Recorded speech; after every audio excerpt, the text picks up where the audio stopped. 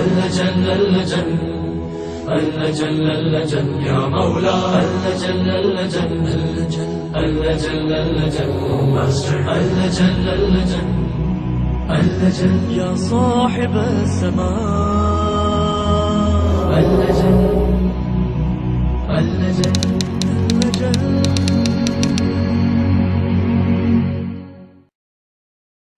اعوذ باللہ من الشیطان اللعین الرجیم. بسم اللہ الرحمن الرحیم. الحمد للہ وکفی وسلام علی عبادہ الذین اصطفی. درود بھیجیے محمد علیہ.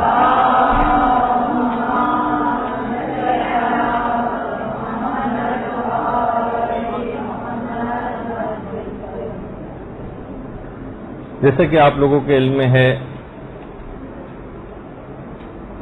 کہ آپ کا یہ تعلیمی سال آج اختتام پذیر ہو رہا ہے اور آج آپ لوگوں کا امتحان بھی ہے اور ایام اعضاء بھی بالکل قریب آ گئے ہیں اور بہت بڑی تعداد آپ خواتین کی وہ مجالس اعضاء منعقد بھی کرے گی. بہت سی طالبات مجالس اعضاء سے خطاب بھی کریں گی اور بہت سارے دینی کام آئندہ آنے والے دنوں میں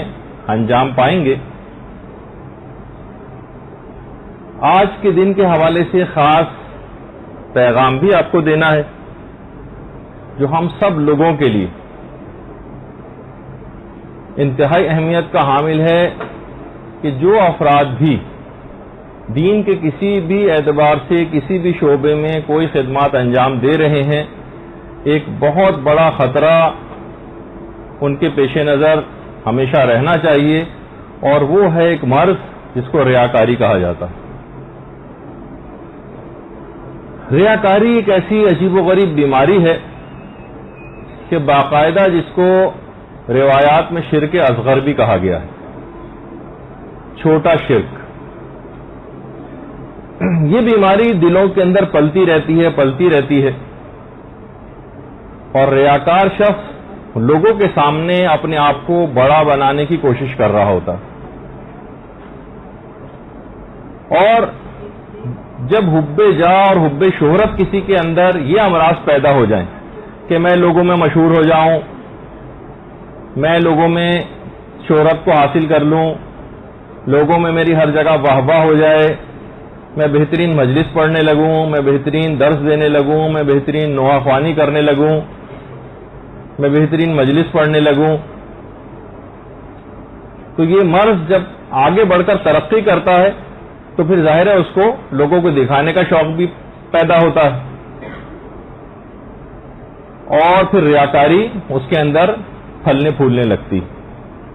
علماء فرماتے ہیں کہ وہ تمام افراد جن کی شہرت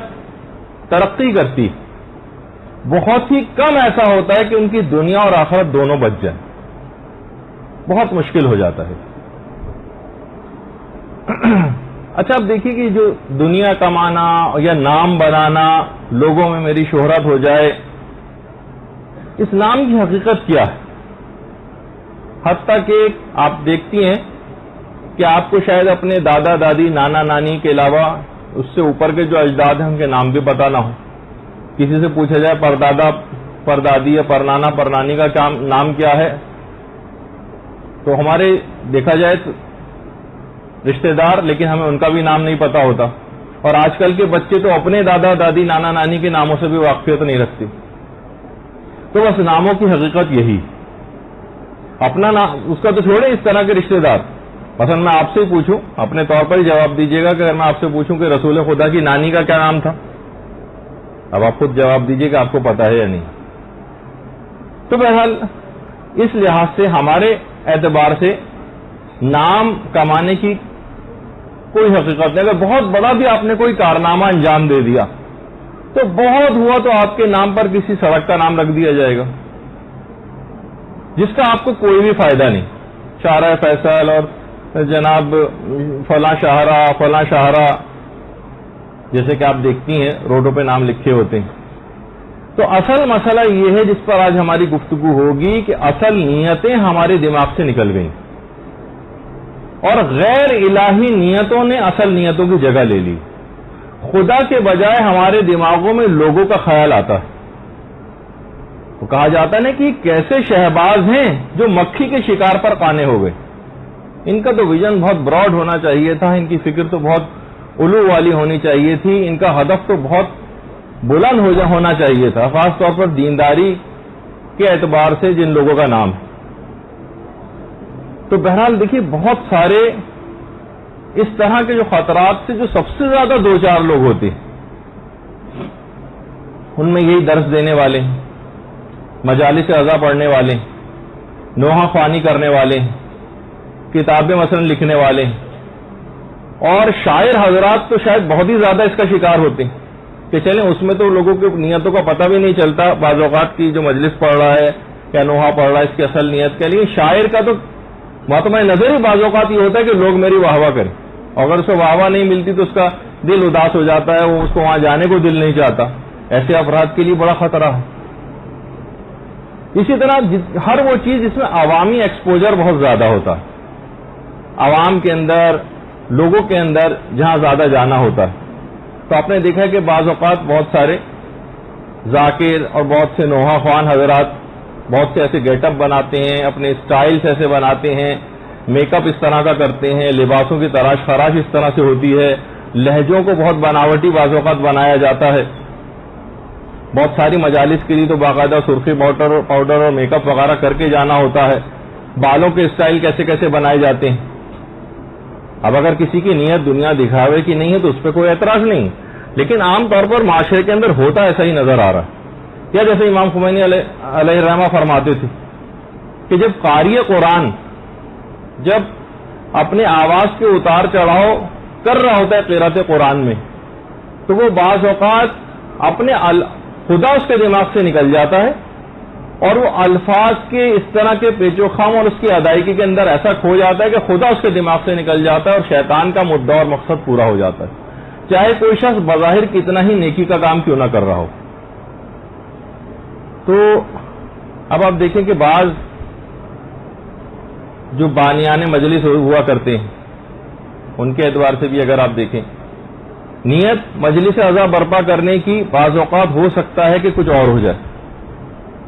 ہماری مجلس، ہماری نیاز، بعض اوقات مجالس کے اندر بڑے بڑے مالداروں اور عہدیداروں کو بلایا جاتا ہے اپنی پی آر بنانے کے لیے، اپنے کام نکلوانے کے لیے. تو آدمی اس غیر الہی نیتوں کی طرف چلا جاتا ہے دینداری کے کاموں میں بھی، یعنی حد تک کہ دینداری کے کام جو اسے کہا جاتا ہے وہ ہیں خدا کے کام، اس میں بھی خدا کو نکال دیا جاتا ہے یا خدا کے ساتھ کسی اور کو شریک کر دیا جاتا ہے. اب اسی کے اندر اس طرح کی چیزیں بھی آتی ہیں. ہماری مسجد، ہمارا مدرسہ اور ہماری امام بارگاہ، اس طرح کی چیزیں، اور پھر اس کو دوسروں کی کوئی پرواہ نہیں رہتی کہ بس ہمارا نام کسی طرح سے بن جائے اور ہم سب سے آگے ہو جائیں. یہ غیر الہی نیت. تو بہرحال جب ایک عالم کہا کرتے تھے اور سمجھانے کے لیے کہتے تھے، وہ کہتے تھے لوگ تمام علماء آپ لوگوں کو منع کرتے ہیں کہ مشرک نہ بنو، میں کہتا ہوں کم سے کم مشرک تو بنو. تم لوگوں نے تو، وہ عالم کہا کرتے تھے کہ تم لوگوں نے تو خدا کو سرے سے نکال ہی دیا. مشرک تو یہ ہوتا ہے نا خدا کے ساتھ کسی کو شریک ٹھہراتا ہے، خدا کو بھی رکھتا ہے اور کسی دوسرے کو بھی اس کے ساتھ رکھتا ہے. تم نے تو اپنی زندگی میں اور نیتوں سے خدا ہی کو نکال دیا. تو اس طرح کی نیتوں کو ہمیں دیکھنا پڑے گا. حتیٰ کہ عمومی زندگی میں ہمیں اس قسم کے مظاہر ملتے ہیں کہ انسان، دیکھا جائے انسان کپڑے اپنے آرام اور آسائش کے لیے پہنتا، لیکن کیا ہے ہمیں ان چیزوں کے اندر بھی ہم ریاکاری اور دنیا دکھاوے کی طرف مائل ہو جاتے ہیں. خود چاہے بے آرام ہو جائیں، مثلا خواتین جو چست کپڑے پہنتی ہیں مثلا، اب کس شخص کو آپ دیکھا ڈھیلے ڈھالے کپڑوں کے اندر انسان پرسکون رہتا ہے، چست کپڑوں میں کتنے بے آرامی محسوس کرتا ہے، لیکن کیا ہے دنیا دکھاوا، ریاکاری، میں اس طرح سے نظر آؤں، یہ اس کے پیچھے مطمع نظر اور مقصد ہوا کرتا. میک اپ کر کے باہر آنا، کتنی محنت لگ رہی ہے، چیزیں کون کون سی تھوپی جا رہی ہیں مثلا منہ کے اوپر، لیکن کیا ہے ریاکاری اور دنیا دکھاوا ٹھیک ہے، اپنے گھر میں کبھی انسان اتنا تیار ہو کے نہیں بیٹھتا یا اپنے محرم رشتہ داروں کے سامنے اس طرح سے نہیں کرتا، لیکن جب باہر نکلا جاتا ہے اس کے اندر بھی اسی مرض ریاکاری کا ایک عمل دخل ہوتا ہے. لوگ دیکھیں مجھے، لوگ مجھے اپریشیٹ کریں، لوگوں کی وجہ سے.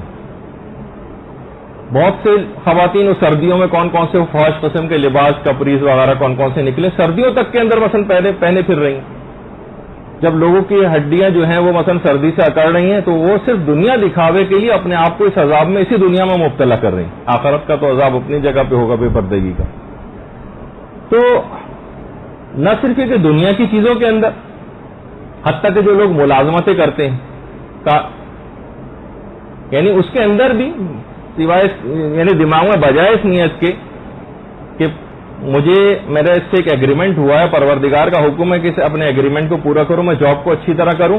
لیکن بعض اوقات فقط اپنے باس کی خوشنودی کے لیے، اس کو دکھاوے کے لیے مثلا کام کیا جاتا ہے. وہ لطیفہ بھی مشہور ہے نا، ایک صاحب نے جب اپنی فیکٹری کا دورہ کیا تو دیکھا ایک آدمی بہت تندہی کے ساتھ کام کر رہا ہے. یہ دیکھ لیجیے کس کا ہے کہ بہت سے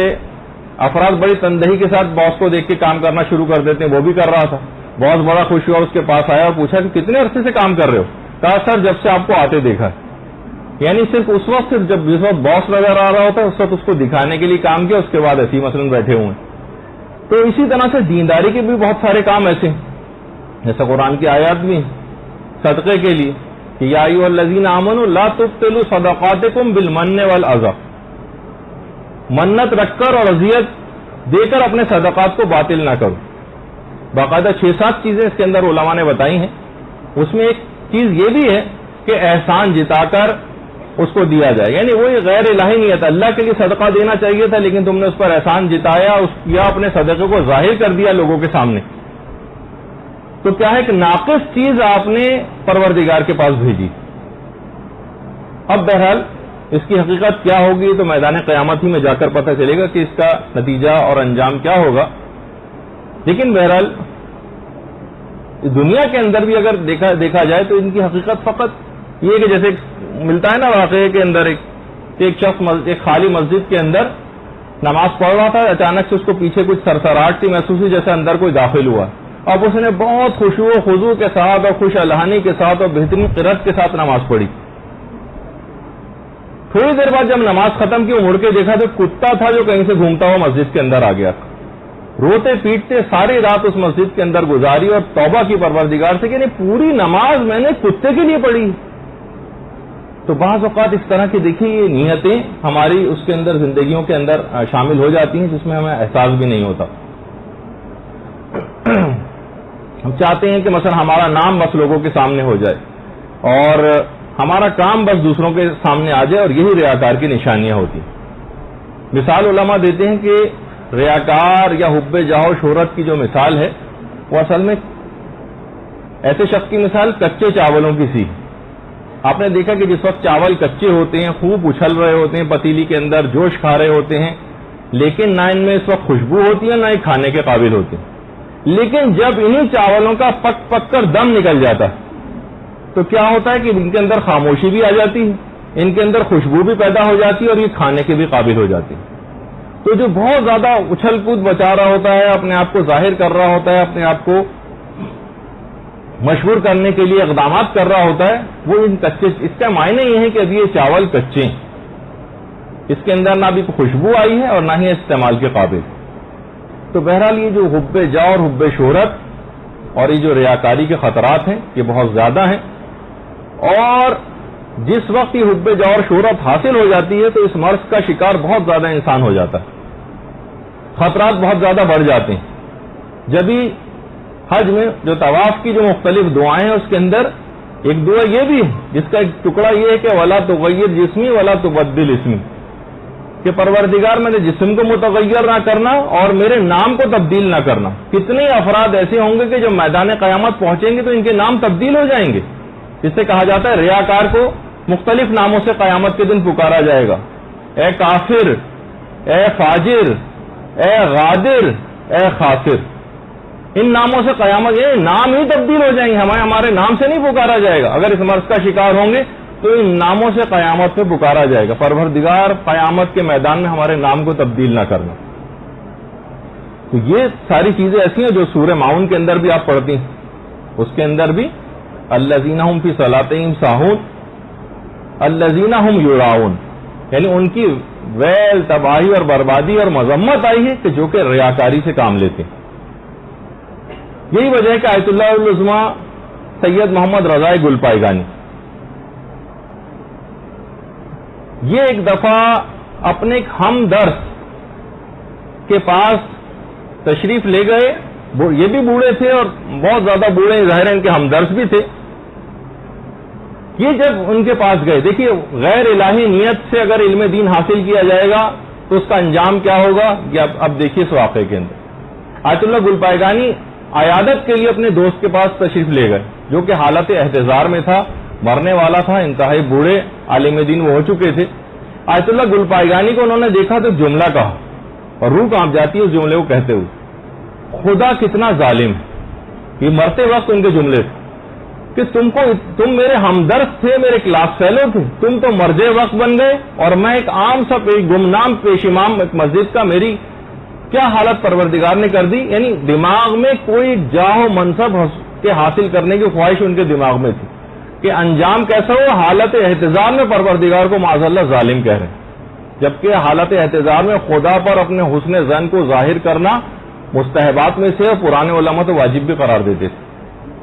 لیکن کیا ہے، کیونکہ اس مرض کا شکار انسان بہت زیادہ اس انداز سے ہو جاتا ہے تو پروردگار پر اعتراض کرنے لگتا ہے، فلاں کو دیکھو وہ اتنا مشہور ہو گئی، کتنی بہترین مجلسیں پڑھ رہی، مجھے آج کوئی جانتا بھی نہیں۔ تو اس طرح کی بہت ساری غیر الہی نیتوں سے جو علوم بھی حاصل کیے جاتے ہیں، مجالس پڑھی جاتی ہیں اور نوحہ خوانی کی جاتی ہے اور جتنے بھی دینداری کے کام کیے جاتے ہیں، اس سے بہت زیادہ اس طرح کے خطرات لاحق ہو جاتے ہیں۔ تو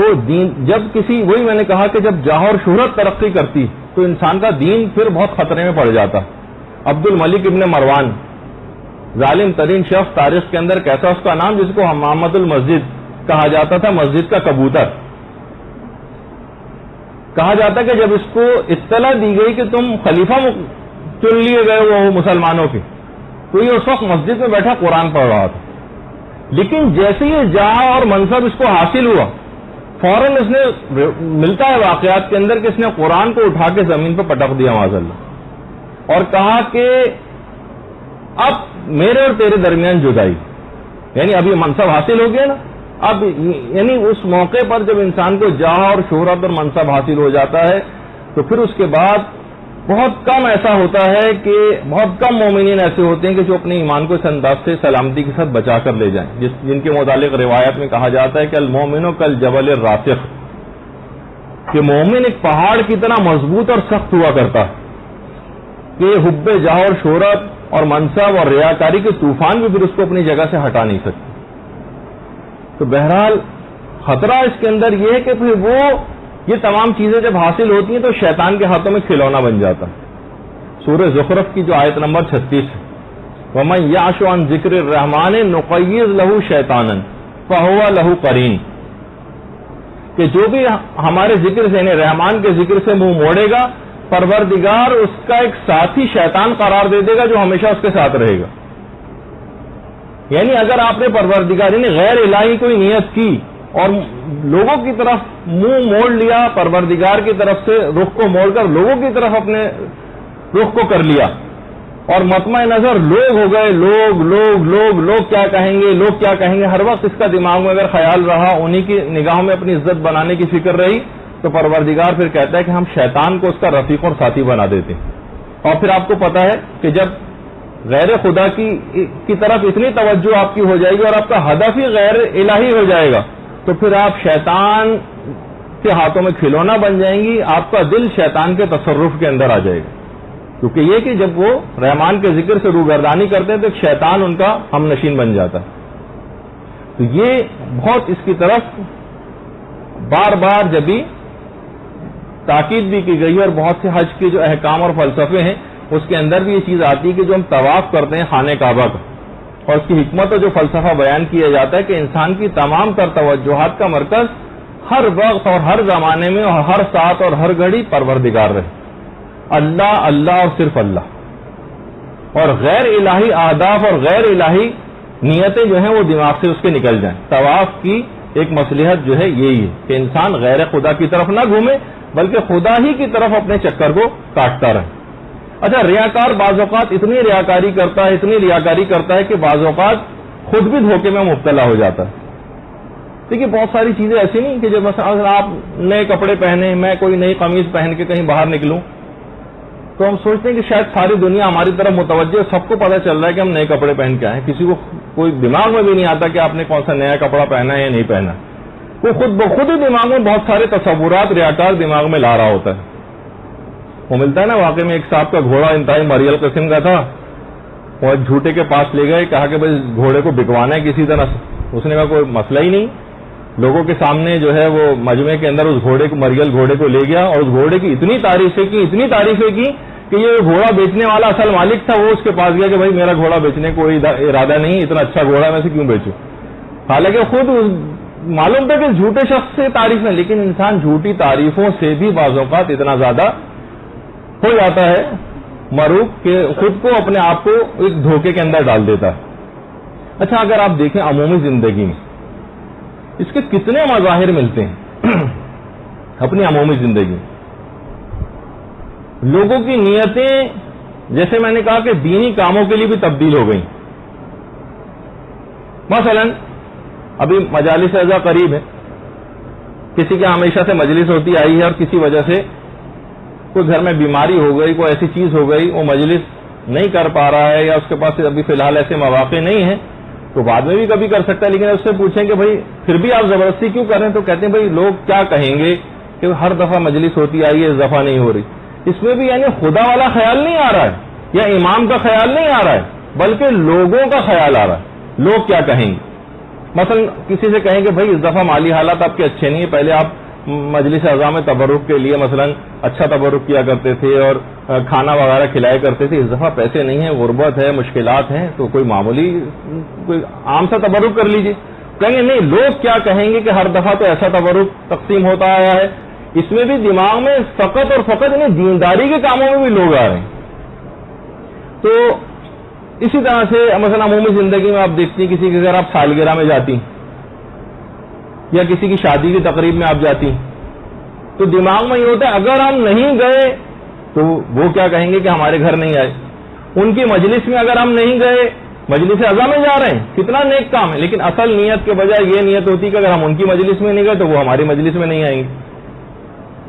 تو وہی لوگوں کا دماغ میں ہر وقت خیال, حتیٰ کہ کسی مریض کی اگر عیادت کے لیے جا رہے ہیں تب بھی یہ ہوتا ہے کہ دیکھیں اتنے دن سے بیمار تھے, لوگ کیا کہیں گے اتنے دن سے بیمار تھے, دیکھنے بھی نہیں آئے. بجائے اس کے کہ کوئی اور نیت ہوتی کہ پروردگار کی طرف سے عیادت کرنے کا حکم ہے, انسان اپنی چاہے تو نیتوں کو بڑی آرام سے تبدیل کر سکتا ہے. مستحبات کے اندر سے ہے, حکم خدا کی بجاوری کی نیت سے اگر عیادت کے لیے جائے گا تو کتنا ثواب ملے گا, لیکن اس میں یہ کہ نہیں گیا تو فلاں شخص نہ ناراض ہو جائے, اب اس وجہ سے فقط جا رہے ہیں. تو اس طرح کی نیتیں بہت سے معاملات کو خراب کر دیتی ہیں. ناموں کے لیے لوگ کتنا جتن کرنے لگے ہیں آج کل, اتنی محنتیں کرتے ہیں اور اخبارات میں باقاعدہ اپنی تصاویر کو لے جا کر چھپواتے ہیں, کتنی صحافیوں کو جو ہے رشوتیں جو ہے دینا پڑتی ہیں, اور مجالس اعضاء میں بھی بہت سارے افراد, بہت سے مالداروں کے اور بڑے عہدیداروں کے جو ہے نام مجلس اعضاء کے درمیان میں لیے جاتے ہیں کہ فلاں صاحب بھی بیٹھے ہوئے ہیں اور فلاں صاحب بھی بیٹھے ہوئے ہیں, اور فلاں عالم دین کوئی بیٹھا اور اس کا کوئی تعارف کرانا ہو تو ایک الگ بات. لیکن ہم نے کبھی نہیں دیکھا کہ کسی غریب آدمی کا اس طرح سے کوئی تذکرہ ہوا ہو, کسی عبادت گزار کا اس طرح سے تذکرہ ہوا ہو. یعنی جو صاحب جاہ اور منصب والے جو افراد ہوتے ہیں فقط ان کا نام جو ہے وہ لیا جاتا ہے. تو اس سے آپ خود اندازہ لگائیں کہ ان تمام چیزوں کے کتنے خطرناک جو ہے وہ نتائج سامنے آ سکتے ہیں. بہت سارے ذاکرین ایسے ہیں پروڈیوسروں کے گھروں کے چکر لگاتے ہیں, ان کے لیے مثلا تحائف لے کر جاتے ہیں. بہت سارے افراد ایسے ہیں جو چیف گیسٹ بننے کے لیے باقاعدہ ڈونیشن دیتے ہیں کہ کسی طرح سے مجھے مہمان خصوصی کے طور پہ بلایا جائے. اور یہ مرض اس طرح سے بعض اوقات ترقی کرتا ہے کہ بعض اوقات انسان اس نام اور نمود اور شہرت اور ریاکاری کے چکر میں اپنی جان تک دینے کو تیار ہو جاتا ہے. مال تو چھوڑیے, مال بھی خرچ کرتا ہے, محنتیں بھی کرتا ہے اس نام کے لیے کہ لوگوں میں کسی طرح مشہور ہو جاؤں, شہرت کو اختیار کر لوں. بعض اوقات آپ نے دیکھا ہے بہت سی غیر الہی نیتیں اس میں بھی آ سکتی ہیں. مثلا اپنے پروگراموں کے لیے آپ نے دیکھا پورے صفحات اخبار، پورا کتنا بڑا پیج ہوتا ہے، 10-10 20-20 لاکھ روپے کے لوگ اشتہارات اخبار کے اندر، فقط یہ کہ پورے صفحے پر ہمارے اس اشتہار کہ ہر آدمی اس کو دیکھے اور اس کو معروف ہو جائے کہ اچھا فلاں پہ نیچے لکھا ہوا بھی ہوتا ہے، مثلا عطیہ اشتہار کسی کی طرف سے، ان کا بھی ایک نام ہوتا ہے، بعض اوقات نہیں بھی ہوتا تو کہ بس کسی طرح سے ہمارے اس پروگرام کی شہرت ہر جگہ ہو جائے. اچھا فلاں صاحب کا آپ نے دیکھا وہ اخبار کے اندر فلاں کی جو گھر میں پروگرام ہے اس کو کتنا بڑا اشتہار اخبار کے اندر آیا. بعض اوقات اتنے بڑے اشتہار کی نہ کوئی ضرورت ہوتی ہے، اسراف کے اندر بھی یہ چیز جا سکتی ہے، انتہائی غیر ضروری ہے کہ پورے صفحے کو اخبار میں استعمال کیا جائے. بہت سارے افراد اس کے اندر بھی شکار ہو جاتے ہیں کہ جناب انسسٹ کرتے ہیں کہ ہمارا نام بمائے القابات کے اخبار کے اندر جو ہے وہ آنا چاہیے. مثلا مفسر قرآن لکھوایا جائے، ان کے نام کے ساتھ آیت اللہ لکھوایا جائے، مثلا شہنشاہ خطابت نام لکھوایا جائے، یعنی القاب میں، اور عمدۃ العلماء اور استاد العلماء اور علامہ فلاں، ورنہ بڑے ناراض ہو جاتے ہیں. جیسے کہ میں نے ایک دفعہ پہلے بھی آپ کی خدمت میں عرض کیا تھا، ایک صاحب تو دوران مجلس جب انہیں پتہ چلا کہ کسی ایک چینل کی جو ہے وہ ٹیم ان کو لینے پہنچی ہے تو بیچ مجلس ادھوری چھوڑ کر اس کے ساتھ چلے گئے. تو یہ سب چیزیں کیا ہیں؟ یہ سب مثلا مجالس اعضاء جو منعقد کی جاتی ہیں بعض اوقات، تو اس میں اگر یا مثلا حلیم کی جو دعوتیں ہوتی ہیں تو اس میں بھی اثر رسوخ والے افراد کو بلایا جاتا ہے، ان دولت مند افراد کو، اعلیٰ عہدیداروں کو. یعنی امام حسین کے نام کو بھی دنیاوی مقاصد اور شہرت کے لیے استعمال کیا جاتا ہے. حتیٰ کہ ابھی عید قربان گزری، آپ لوگوں نے دیکھا ہوگا اخبارات کے اندر لوگ اپنے جانوروں کی جو تصویریں کھنچوانا اور ان کی قیمتوں کو اناؤنس کرنا اور اخباری صحافیوں کو بلانا، یہ سب چیزیں لوگوں کو دنیا دکھاوے کی. حتیٰ کہ اب عورتیں نام و نمود اور ریاکاری کے اندر کود پڑی. اب تو بعض اوقات مرد حضرات اس کے اندر نظر آتے تھے مجالس اعضاء پڑھنے کے لیے، مثلا ٹی وی پر آنے کے لیے کسی طرح سے، اور جو ہے وہ بھی پروڈیوسروں کے گھروں کے چکر یا مختلف طریقوں سے ان کو اثر رسوخ کو استعمال کر کے کسی طرح سے ہم ٹی وی پر آ جائیں، کسی طرح سے ہم نوحہ پڑھنے کے لیے ٹی وی پر آ جائیں، کسی طرح سے مرثیہ پڑھنے کے لیے آ جائیں، سوسخوانی کے لیے آ جائیں، خطابت کے لیے آ جائیں باقاعدہ. تو اب دیکھیں کہ گویا ہے کہ انحراف نیت کا پوری قوم شکار ہوئی چلی جا رہی. ہم سب کو نہیں کہہ رہے کہ سب اس طرح سے کر رہے ہیں، لیکن عام طور پر آپ خود دیکھ رہی ہیں کہ جن افراد سے بھی سلسلے میں بات کی تقریباً سب تائید کرتے نظر آ رہے ہیں کہ واقعی نیتیں تو تبدیل ہو رہی ہیں. باہر جانے کے لیے، مختلف ممالک میں جانے کے لیے، مجالس اعضاء پڑھنے کے لیے باقاعدہ جتن کیے جاتے ہیں. بعض اوقات فخریہ طور پر جب وہ وہاں سے واپس آتی ہیں تو بیرون ممالک کے جو ہے نا وہ تذکروں سے ان کی مجلس بھری ہوتی ہے. بعض اوقات پوری کی پوری مجلس ایسا لگتا ہے کہ جیسے سفرنامہ ہو، صرف اس کا اظہار اس کے اندر جو کیا جاتا ہے. تو اسی کے اوپر ہر وقت اترانا اور کہ ہم وہاں فلاں جگہ پہ اتنے ممالک کے اندر ہم پڑھ کے آ چکے ہیں، اور پوری کوششیں اس بات طرح سے کی جاتی ہیں. تو وہی میں نے کہا کہ عمومی زندگی میں اتنے مظاہر نظر آ رہے ہیں کہ گویا پوری زندگی ریاکاری کے اندر ایک مبتلا نظر آ رہی. جیسے یہی نئے نئے لباس ہر وقت مثلاً اگر سلواتا رہے انسان، والم تھے نا کہا کرتے تھے کہ جب تک یہ میں جو کوئی آبا سلواتا ہوں، جب تک یہ آبا نہیں ہوتی ہے تو یہ میری مالک ہوتی، اور جب یہ پرانی ہو جاتی ہے تب میں اس کا مالک بنتا ہوں. یعنی انسان ہر وقت آبا کا خیال کر رہا ہے کہیں سے کریز خراب نہ ہو جائے، مثلا کپڑوں کا اپنے خیال کر رہا ہے کہیں کریز خراب نہ ہو جائے، یہ دھبا نہ لگ جائے، جیسے کہ وہ ہماری آقا ہے، ہم اس کے گویا غلام بنے ہوئے ہیں. جب کپڑا پرانا ہو جاتا ہے پھر کہیں جا کے ہم اس کے مالک بن پاتے ہیں کہ پھر اس کا خیال نہیں رکھ رہے، پھر اپنے آپ کا خیال رکھتے ہیں اس کے اندر. تو منفرد نظر آنا ان لباسوں کے ذریعے یہ بھی اسی کے اندر جا سکتا ہے. تو دیکھیے یہ جو شہرت کی ہم بات کر رہے ہیں، اس مذموم شہرت کی بات کر رہے ہیں، اس برائی والی شہرت کی بات کر رہے ہیں کہ جو انسان جس کو حاصل کرنے کے لیے خود جتن کرتا ہے، جس کا بندہ خود طالب ہوتا ہے، ہم اس کی بات کر رہے ہیں. ہاں اگر کوئی آپ نیک کام کریں، کوئی اچھی مجلس آپ نے پڑھی اور کہیں سے آپ کو تعریف سننے کو ملے گی، آپ کا مقصد تو پروردگار ہی کے لیے مجلس پڑھنا تھا، لیکن خلوص کے ساتھ تھا. جو کہا جاتا ہے نا کہ جو پروردگار کے لیے تواضع اختیار کرتا ہے تو پھر پروردگار اس کو جو ہے رفعت عطا کرتا. تو ٹھیک ہے، پھر آپ کے اندر لوگوں میں اگر کوئی شہرت اس کے بعد ہو جاتی ہے اور آپ کو محسوس ہوتا ہے، پھر خوشی بھی محسوس ہوتی ہے بعض اوقات، تو اس کے اندر کوئی ایسی پریشانی کی بات نہیں. لیکن شروع سے نیت لوگوں کے دنیا دکھاوے کی نہ ہو، اس کے اندر بھی بعض اوقات جیسے میں نے کہا کہ اس میں زیادہ پرواہ کی بات نہیں، اس میں بھی انسان کو ہر وقت محتاط ہو کے بیٹھنا چاہیے جیسے آیت اللہ مشکینی فرماتے تھے کہ اگر آپ کا نفس اپنی تعریف سن کر خوش ہو جائے تو سمجھ جائے کہ اس کے اندر ابھی تک بیماری باقی، لیکن بہرحال وہ بیماری ابھی اس درجے کی نہیں، کیونکہ ہم نے اولاً اس کے اندر نیت ریاکاری کو یا دنیا دکھاوے کو شامل نہیں کیا تھا. لیکن ظاہر ہے کون شخص ہے جو اپنی مذمت کو سننا پسند کرتا ہے؟ اگر کوئی اپنی کوئی بہتر چیز کی تعریف کسی کے منہ سے سن لی تو اس پہ شکر پروردگار ادا کرے اور استغفار پڑھے کہ کوئی اس قسم کی چیز اس کے سامنے نہ ہو، اور کچھ اور علاج اور طریقے ہیں جو بھی گفتگو میں آگے چل کر آنے والی.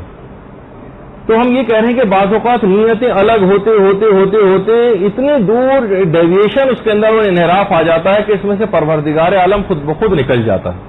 اس کا بہت زیادہ آپ کو خیال رکھنا ہے، کیونکہ ایام اعضا شروع ہونے والے ہیں، مجالس آپ میں سے اکثر خواتین پڑھیں گی، تو اس خطرے کی طرف، حتیٰ کہ میں نے کہا تو ہر زندگی میں اس کا مظہر خالی یہ نہیں کہ مجالس اعضا پڑھنے والوں کے لیے بات ہو، اور یہ بھی پروردگار ہی کا حکم بھی ہے کہ تلک الدار الآخرۃ نجعلها للذین لا یریدون علوا فی الارض ولا فسادا والعاقبۃ للمتقین. ہم نے آخرت کا گھر قرار ہی ان لوگوں کے لیے دیا ہے کہ جن کا ارادہ یہ نہیں ہوتا کہ زمین پر اپنی بڑائی کو قائم کرے. علوا فی الارض، جو زمین پر اپنی بڑائی نہیں چاہتے، ان کے لیے ہے آخرت کا گھر. والعاقبۃ للمتقین، اور انجام بہترین تو فقط متقین کا اور پرہیزگاروں کا. تو دیکھیے اس آیت کے اندر بھی پروردگار نے یہی بات فرمائی کہ آخرت کا گھر قرار ہی ان لوگوں کے لیے دیا گیا جو زمین پر اپنی بڑائی نہیں چاہتے. تو بہرحال یہ تمام چیزیں ایسی ہیں، جیسے میں بھی کہا کہ عمومی زندگی میں مظاہر، مثلا بہت ساری لینگویجز آپ کو آتی ہیں، انگریزی کسی کو بولنی بہت اچھی مثلا آتی ہے، اب کیا ہر وقت اس کا اظہار لوگوں کے سامنے کرنا، غیر ضروری طور پر بولنے کی کوشش کرنا. کتنے سیاستدان ہیں جو اکثر ٹی وی پہ آتے ہیں، انگریزی بولنی نہیں بھی آتی تب بھی بولتے ہیں کہ مثلا ایک سیاستدان کو ہمیشہ ایک مینگو مین کی طرح سے ہونا چاہیے، یعنی ایک عام آدمی کی طرح سے. اس کو انہوں نے ترجمہ مینگو مین کیا تھا اس کا. تو بہرحال تو جو کہ بہت سارے افراد اس طرح کے ہیں اور گزرے بھی ہیں. جیسے کہا جاتا ہے کہ چین کا جو ماؤ زے تونگ تھا، جو لیڈر تھا چائنا کا، بہترین انگریزی آتی تھی اس کو، لیکن کبھی اس کا اظہار نہیں کرتا تھا، ہمیشہ چائنیز زبان کو فوقیت دیتا تھا جو اپنی اس کی زبان تھی. ایک محفل کے اندر جب ایک انگریزی میں ایک لطیفہ سنایا گیا، جو انگریزی سمجھتے تھے وہ سب ہنسنے لگے، لیکن ماؤ زے تونگ نے ایسا اس کو سنا جیسے اس کو کچھ سمجھ ہی نہ آیا. اور جب اسی انگریزی لطیفے کا چائنیز زبان میں ترجمہ کر کے سنایا گیا تو اس سے بڑا قہقہ پورے ہال میں کسی کا بھی نہیں تھا. تو بعض اوقات دیکھیے اس طرح کی بات ہوتی ہے کہ دوسرے لوگ بھی اس کو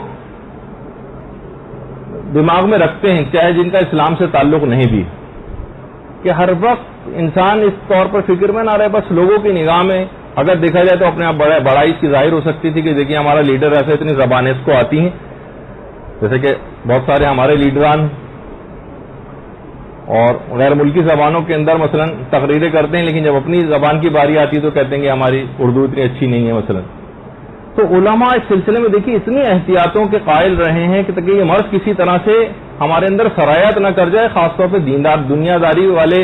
کاموں کے اندر تو بہت ساری چیزوں کے اندر چلیں پھر بھی، اگر البتہ اس کے اندر بھی نہیں ہونا چاہیے، لیکن بہرحال جو اللہ والے کام ہے اس کے اندر تو انسان اس بات کی احتیاط کر لے. جیسے کہ پچھلی دفعہ بھی ان کی مثال آئی تھی بانو امین کی، جو عورتوں میں مجتہدہ گزری. خود کہتی ہیں کہ جب میں نے الاربعون الہاشمیہ جو کتاب لکھی تھی، کتاب لکھ بھی لی تھی، لیکن پھر بھی میں نے ان کے شوہر تک کو پتہ نہیں تھا کہ انہوں نے اتنی بہترین کتاب لکھی. کہتی تھی اول تو بات یہ کہ میں اپنے کام کو اس قابل ہی نہیں سمجھتی تھی، دوسرے کی کیوں اپنے آپ کو جو ہے انسان لوگوں کے سامنے فخر و مباحت کے ذریعے اس کا اظہار کر کے اپنے ثواب کو ضائع کرے. یعنی بہت سی چیزیں واجب نہیں ہے کہ آپ اس طرح سے کریں، لیکن کچھ علماء کے انداز و طریقے سے پتہ چلتا ہے کہ وہ ان تمام چیزوں سے کس قدر بھاگا کرتے تھے. اسی طریقے سے آیت اللہ محمد حسین طباطبائی، ان کا بھی واقعہ آپ کی خدمت میں ایک دفعہ پیش کیا جا چکا ہے. موت کے سلسلے میں جو دروس ہوئے تھے اس میں کہ ان کی روح ان کے بھائی محمد حسن طباطبائی کے خواب میں آئی. ان کے والد کی روح ان کے بھائی کے خواب میں آئی جو کہ کسی دوسرے شہر میں رہتے تھے، اور کہا کہ محمد حسین سے پوچھو کہ انہوں نے جو تفسیر المیزان لکھی ہے اس کا ثواب مجھے ہدیہ کیوں نہیں کیا. ان کے بھائی تک کو یہ بات پتہ نہیں تھی. انہوں نے پوچھا کہ آپ نے کوئی تفسیر لکھی ہے؟ انہوں نے کہا لکھی ہے. کہا کہ والد محترم کی روح نے خواب میں آ کر کہا کہ اس کا ثواب مجھے کیوں نہیں پہنچایا. تو انہوں نے کہا کہ پہلی بات تو یہ کہ میں اپنے کام کو اس قابل ہی نہیں سمجھتا تھا کہ اس کو کہیں اس کے اندر کوئی غیر الہی نیت نہ ہو, کہیں اس کے اندر نیت کے اندر کوئی نقص نہ ہو, کہ میں اس کو یعنی دماغ میں ہدیہ کرنے کے معنی یہ ہوئے کہ یہ چیز ضرور پروردگار کی بارگاہ میں قبول ہوگی تبھی تو میں ہدیہ کر رہا ہوں. میں اس کام کو اس قابل ہی نہیں سمجھتا تھا. اصل بات یہ تو یہ بے نفسی کا عالم ہی ہوتا تھا, حتیٰ کہ ان کے بھائی تک کو پتہ نہیں تھا کہ دنیا کی جو 10 بڑی تفاسیر ہیں اس کے اندر تفسیر المیزان شمار ہوتی. تو بہرحال اس طرح شہرت اس سے دور دور بھاگا کرتے تھے. ہم خود دیکھتے ہیں کہ خود ہمارے استاد محترم مولانا صادق حسن صاحب قبلہ شہرت اور اس سے اتنا دور بھاگتے ہیں. مثلا اکثر لوگ کہتے تھے ہم اپنے رسالے کے لیے آپ سے انٹرویو لینا چاہتے ہیں, ہم آپ سے فلاں چیز کرنا چاہتے ہیں اور آپ کے ساتھ تصویریں کھنچوانا چاہتے ہیں. کبھی مولانا ہمیشہ ہم نے دیکھا کہ تمام چیزوں سے دور بھاگتے تھے. کبھی کسی کو انٹرویو نہیں دیا اور کہا کہ بڑے افراد سے لوگ انٹرویو لیا کرتے ہیں, ہم اپنے آپ کو اس قابل نہیں سمجھتے, یعنی اس طرح سے کر کے ٹالا کرتے تھے ہمیشہ. تو بہرحال لیکن کیا ہے کہ آج دیندار حلقوں میں اور ہر شخص جو آج آپ کو کتنے خود کراچی میں اور مختلف ممالک کے اندر جو علماء کام کرتے نظر آ رہے ہیں, اچھی بڑی تعداد خود مولانا ہی کی شاگرد. باقاعدہ معمم ایران اور عراق سے پڑھے ہوئے افراد وہ سب مولانا کے شاگرد, یعنی اچھی بڑی تعداد ان کی ہے. تو بعض اوقات پروردگار جو یعنی جو خدا کے لیے تواضع کو اختیار کرتا ہے, خدا اس کو پھر رفعت اور بلندگی جو ہے وہ عطا کرتا. اسی طریقے سے مثلا کہا جاتا ہے حضرت اویس قرنی کے متعلق یہ بات کہی جاتی ہے کہ فقط ایک دفعہ انہوں نے نماز جماعت پڑھائی تھی اور اس کے بعد پڑھانے سے انکار کر دیا اور کہا کہ جب میں نماز جماعت پڑھانے کے لیے آگے کھڑا ہوا امام بن کر تو مجھے ایسا محسوس ہوا کہ شاید میں تم تمام لوگوں سے افضل ہوں, جبھی تو مجھے کھڑا کیا گیا, میں اتنے بڑے خطرے کو اپنے سر کے اوپر نہیں لے سکتا. اب یہ نہیں کہ سب لوگ نماز جماعت پڑھانا چھوڑ دیں, البتہ متوجہ رہیں کہ کہیں ایسا نہ ہو کہ کوئی غرور و تکبر اور ریاکاری اس طرح کا کوئی شائبہ ان کے اندر آنے لگے. اسی طریقے سے جب امام خمینی فرانس سے تشریف لائے تھے تو یہ بھی میں نے آپ کی خدمت میں پہلے چیز بیان کی تھی کہ تقریباً 1 کروڑ افراد ان کے استقبال کے لیے ایئرپورٹ پہنچے تھے. اور جب اخباری صحافیوں نے ان سے پوچھا تھا کہ اتنے بڑا اور فقید المثال استقبال کو دیکھ کر آپ کیسا محسوس کر رہے ہیں, امام خمینی نے فرمایا میں کچھ محسوس نہیں کر رہا ہوں, ورنہ انسان تو پھٹ جائے اس موقع پر. اتنی بڑی تعداد کے اندر لوگوں کا استقبال, والہانہ استقبال, جان نثار کر دینے والے تمام کے تمام افراد, آدمی بے حال ہو جائے اتنی شہرت دیکھ کر. اور اس پورے امام خمینی کے ویسے مسکراتے ہوئے کتنے لمحات کے اندر تصاویریں جس وقت یہاں پر تشریف لے کر آئے ہیں استقبال کے لیے اتنے لوگ اور سب کچھ یہ اپنی آنکھوں سے دیکھا, ذرا سی مسکراہٹ بلکہ انتہائی سیریس. بلکہ بہت ساری روایتوں میں بھی ہے نا کہ کسی نے بھی اگر تمہاری کوئی تعریف کی جبکہ تم اس تعریف کے اہل بھی ہو تب بھی اس نے تم کو رنج اور مصیبت میں ڈال دی. انسان بعض اوقات اپنے آپ کو اپنا امتحان سمجھنے لگتا ہے کہ یہ جو شہرت مجھے حاصل ہو گئی, جو مجھے جاہ اور منصب حاصل ہو گیا, جو معاشرے کے اندر جو میری شہرت ترقی کر گئی ہے, تو اس کے اندر خطرات بھی بہت زیادہ ہیں. بڑا ہونے میں بڑے خطرات, ستارے امن میں ہیں, گہن چاند سورج کے لیے ہوا کرتا. تو بہرحال یہ دماغ میں ایک چیز رہنی چاہیے. اسی طرح سے استاد شہید مرتضی مطہری, جس زمانے میں انہوں نے داستان راستان کتاب لکھی تھی سچی کہانیوں کے نام سے جو آپ پڑھتی, تو بہت لوگوں نے علمی حلقوں میں بہت لوگوں نے اعتراض کیا تھا کہ جناب اتنے بڑے آپ عالم دین اور یہ چھوٹے بچوں کی کہانیاں لکھ رہے ہیں. یعنی معاشرے کی ضرورت کو دیکھا جاتا ہے. بعض اوقات آپ کہیں اتنے چھوٹے موضوع پر, جیسے بہت سے لوگ کہتے ہیں کہ جناب یہ فلاں اتنی پتلی پتلی کتابیں جو ہیں لکھا کرتے ہیں, کوئی موٹی جاندار کئی جلدوں کے اندر کوئی کتاب ہونی چاہیے تاکہ پتہ چلے کوئی علمی کام کیا. یعنی وہ ضخامت اور ان کے اندر کتابوں کو تولتے ہیں. تو دنیا دکھاوا تو انسان پھر تو 100 جلدوں کی کتابیں ادھر ادھر سے مواد جمع کر کے وہ بھی چاہے تو لکھتا رہے. لیکن کیا ہے اگر معاشرے کی ضرورت اور اس کو اور الہی مقصد کو مد نظر رکھا جائے تو مختصر ترین کتابیں, مثلا اگر کوئی تحریر میں لا رہا ہو, نیت اس کی یہ ہو کہ معاشرہ کیونکہ اتنی بڑی موٹی موٹی کتابیں پڑھنے کا متحمل نہیں ہے, لوگ دلچسپی نہیں رکھتے, تو کم وقت کے اندر ہی ان تک احکام خدا پہنچا دیے جائیں. تو اس کے اندر بھی جو دینداری کا کام ہے اس کے اندر بھی انسان اس طرح کی نیتیں کرنے لگے کہ موٹی اور بڑی کتاب لکھوں اور بہت علمی موضوع کے اوپر کتاب لکھوں. تو شہید مرتضی مطہری نے کہا کہ نہیں, لوگوں کی ضرورت کے تحت میں نے کتاب لکھی ہے, چاہے یہ اس کام کو آپ کو کتنا ہی چھوٹا کیوں نہ سمجھیں. آیت اللہ بہجت اپنا رسالہ عملیہ چھاپتے ہی نہیں تھے، بڑی مشکل سے رسالہ عملیہ چھاپا تو کہتے تھے میں اپنا نام نہیں لکھوں گا اس کے اوپر، اور نام اگر بہت لوگوں نے پھر اصرار کیا تو کہا ٹھیک ہے الاب، جو آج بھی ان کی یعنی بندہ، بس صرف جو ہے اپنی مہر تک کے اوپر انہوں نے یہی کندہ کروایا بس الاب، یعنی خدا کا ایک بندہ، یہ ان کی قبر کے اوپر جب لکھا گیا تو باقاعدہ یہ آیت اللہ بہجت کی قبر ہے، اس تک کے اوپر ان کی اسی مہر کا جو ہے ایک عکس دیا گیا الاب۔ تو بہرحال یہ دماغ میں اسی وجہ سے کہ انسان ہر وقت اپنے نام، بڑائی، شہرت یہ دماغ میں اس کے نکل جانی چاہیے۔ آیت اللہ حسین بروجردی جس وقت انتقال ان کا آیا ہے تو آیت اللہ بروجردی بہت رو رہے تھے، لوگ اطراف میں جو علماء جمع تھے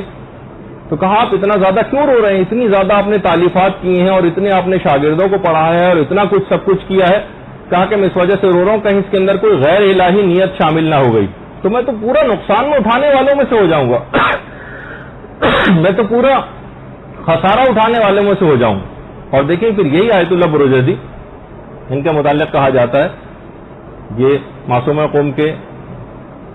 روزے سے بہت قریب ہی ان کی قبر بھی ہے، درود بھیجیے محمد علیہ اللہ صلی اللہ علیہ وسلم،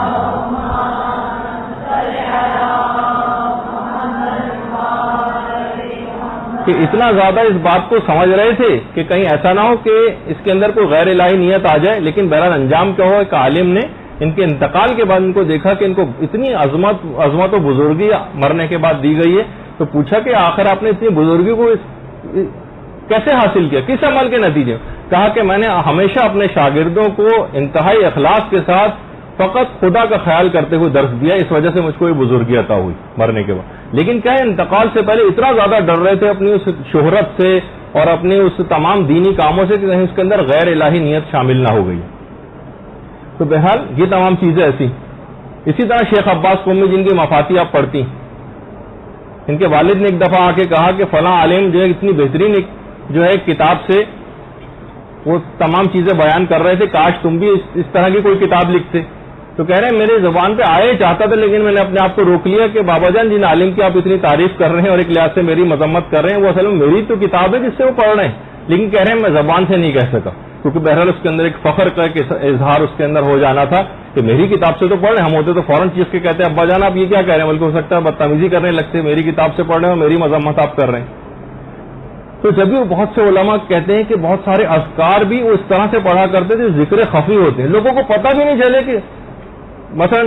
جو ذکر ہے لا الہ الا اللہ، یہ سب سے زیادہ علماء جو ہے ذکر کو پڑھتے ہیں، یہ ایسا ذکر ہے کہ جس کے اندر ہونٹوں میں کوئی حرکت بھی نہیں ہوتی، جس کا تجربہ بھی آپ کر کے دیکھ سکتی ہیں، انسان دل ہی دل میں اس کو پڑھ سکتا ہے، اس میں ہونٹوں میں کوئی حرکت نہیں ہوتی، کسی کو پتہ ہی نہ چلے کہ آپ ذکر خدا کر رہے ہیں۔ ورنہ لوگ ہر وقت مثلا ہو سکتا ہے کہ اس کے اندر ریاکاری کی نیت تسبیح کے اندر آ جائے، لیکن اگر نہیں آ رہی تو الحمدللہ پڑھتی رہیں بالکل ویسے، لیکن اگر کوئی اس خطرے سے کو محسوس کر رہا ہے اپنے لیے تو پھر بہت سارے اذکار خفی وہ پڑھ سکتا۔ ایک عالم کے متعلق ملتا ہے کہ جب وہ ان سے کسی نے مجمع کے دوران ان کے ایک شاگرد نے سوال کیا تو وہ خاموش ہو گئے، جواب نہیں دیا،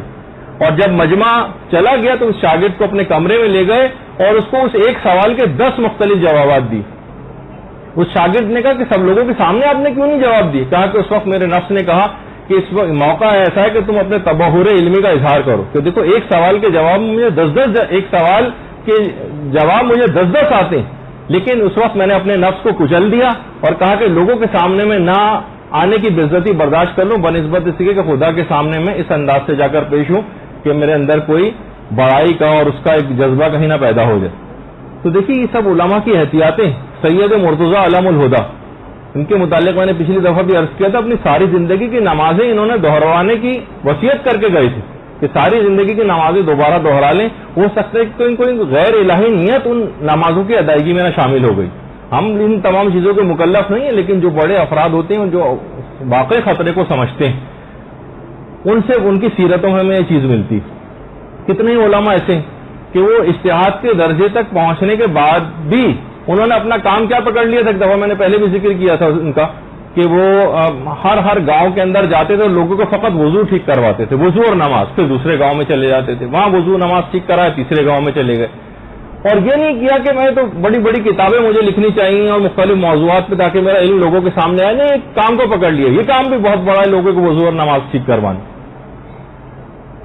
اور اپنے نام کی ترقی نہ چاہیے، وہ تو پھر پروردگار نے ان کو ایک ایسی رفعت و بلندگی عطا کی کہ تمام جو بھی سلسلے میں باتیں بیان کرنے والے ہیں وہ ان کا تذکرہ ضرور لے کر آتے ہیں بعض اوقات اور وہ بیان کرتے ہیں. تو بہرحال اور یہی وجہ ہے کہ بہت سے علماء اسی خطرے کے پیش نظر اپنا نام نہیں دیا کرتے تھے مرجعیت کے لیے. کہا جاتا ہے کہ جب شیخ محمد حسن صاحب جواہر الکلام کا انتقال ہو گیا تھا تو اس کے بعد جو مرجعیت ہے وہ شیخ انصاری کے پاس آ گئی تھی، شیخ مرتضی انصاری کے پاس. انہوں نے کہا کہ ٹھیک ہے آپ لوگ میرے پاس آئے ہیں کہ مرجعیت میں اس عہدے کو سنبھال لوں، لیکن میرے ایک درس ہوا کرتے تھے، ہم درس ہوا کرتے تھے جو فلاں شہر میں رہتے ہیں وہ مجھ سے بحث میں زیادہ قوی تھے، میں یہ سمجھتا ہوں کہ مجھ سے زیادہ عالم ہے تو ان کے پاس آپ جائیے. کہ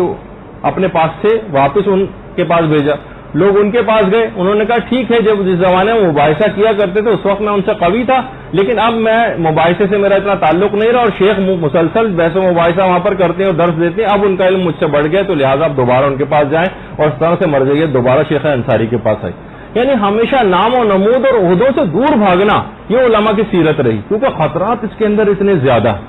دینداری کے جتنے کام ہیں اس کے اندر یعنی ثواب بہت زیادہ ہے تو خطرات بھی بہت زیادہ ہیں. تو ہر کام میں انسان پروردگار کی نیت کرے، کبھی اس نیت کو اپنے دماغ سے نکلنے نہ دے. یہی وجہ ہے کہ رجب علی خیاط جن کا سے پہلے بھی تذکرہ ہوتا رہا ہے، یہ اکثر بڑھائی اور وہ جو کارپینٹر ہوتے ہیں ان کے پاس بھی کبھی جاتے تو کہتے تھے جب تم کیل بھی مارتے ہو نا ہتھوڑی سے لکڑی میں ٹھوکنے کے لیے اس وقت بھی خدا کی نیت کیا کرو کہ میں حکم خدا کے لیے یعنی رزق حلال کمانے کے لیے اس کیل کو مارنا بھی تمہارے لیے ثواب ہو جائے گا. حتیٰ کہ کہتے تھے کہ مثلا خواتین ہیں، انگیٹھی جو زمانے میں ہوا کرتی تھی اور اس میں پھونک مار مار کے کھانا پکایا جاتا تھا تو کہتے تھے کہ اس پھونک مارنے میں بھی تم خدا کی نیت کر کے ثواب کو حاصل کرو. یعنی دماغ میں ہر وقت صرف خدا خدا اور خدا رہے، یہاں تک کہ یعنی یہی کہ بڑائی اور اس کا احساس کہ کائنات کا وہ افضل ترین شخص امیر المومنین علی ابن ابی طالب علیہ الصلوۃ والسلام.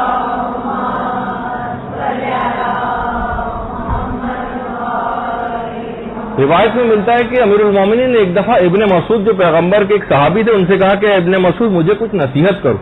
ابن مسعود کہاں گئے کہ مولا میں آپ کو نصیحت کروں؟ کہا کہ ہاں، نصیحت سننے میں جو اثر ہے وہ جاننے میں نہیں.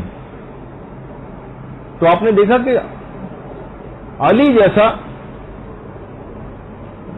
فضیلتیں جس کی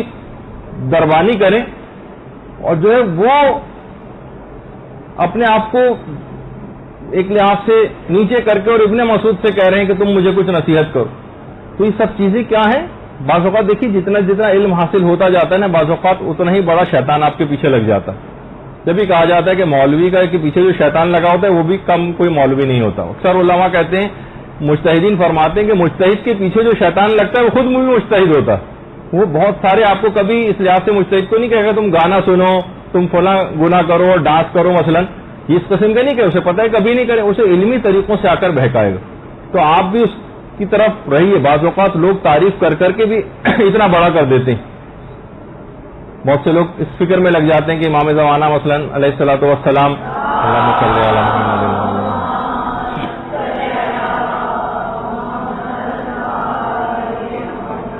کہ وہ اخیار اور ابدال اور جو امام کے جو ہے وہ مخصوص افراد ہیں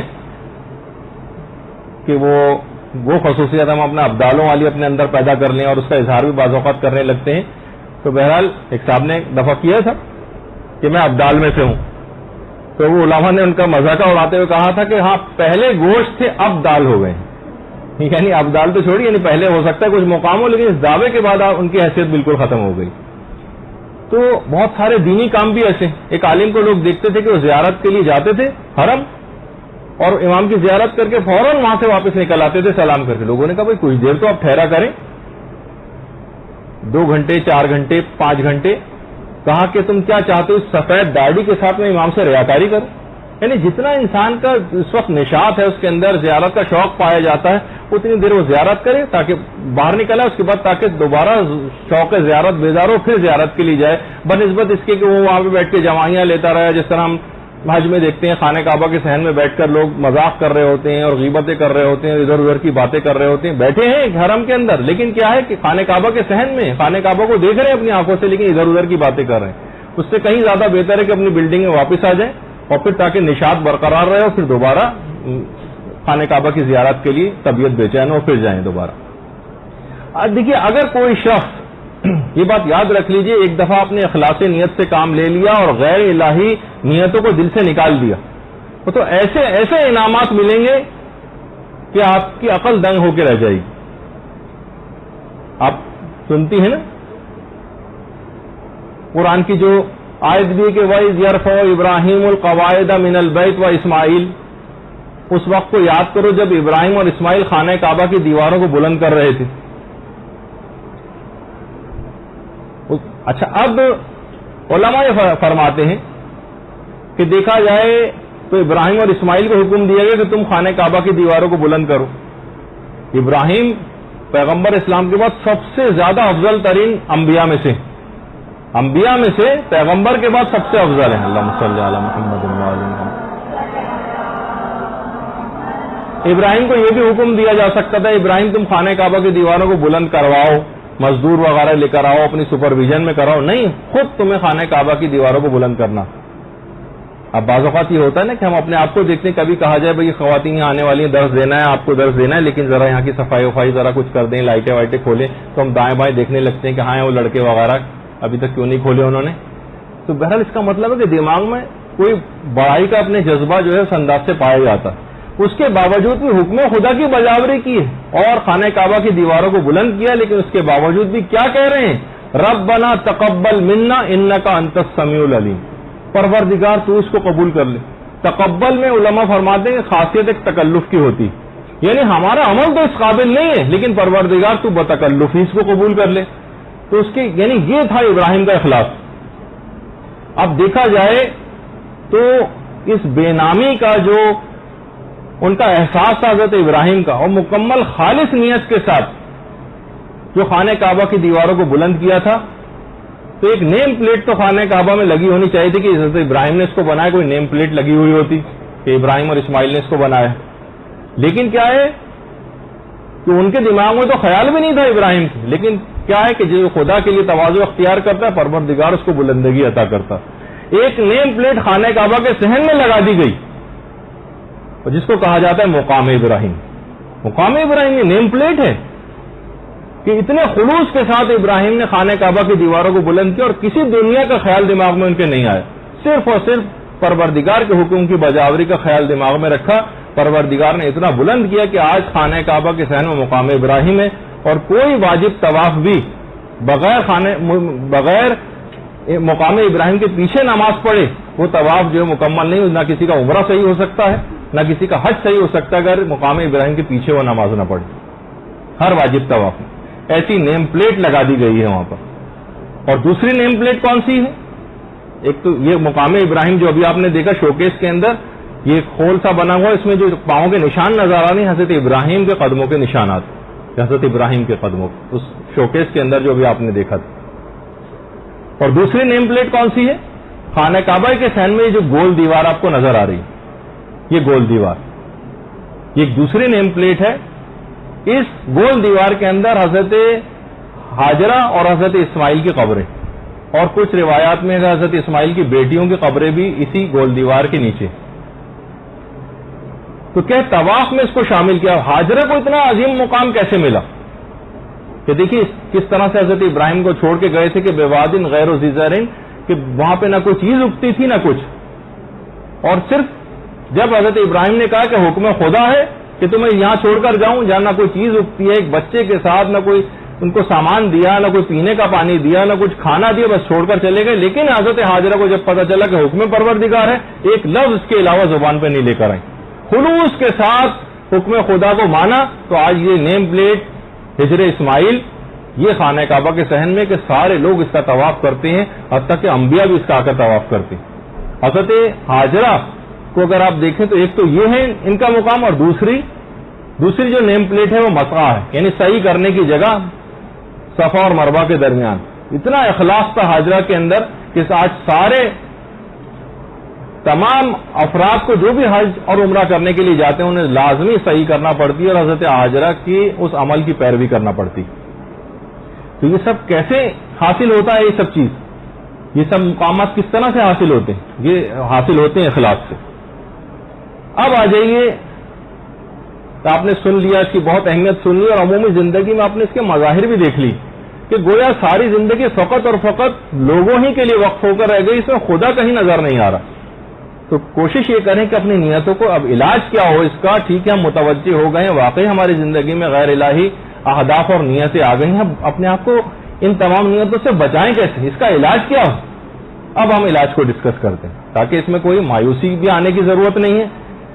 اور اس کا دفعہ ہم کیسے کریں یہ بھی ہم آج اس کو ڈسکس کر لیتے ہیں. سب سے پہلے ایک چیز یہ بیان ہو جائے کہ ایک چیز ہوتی ہے وسوسہ، وسوسہ ریاکاری. اس کا آپ شکار نہ ہو. ریاکاری نقصان دہ، وسوسہ ریاکاری نقصان دہ نہیں.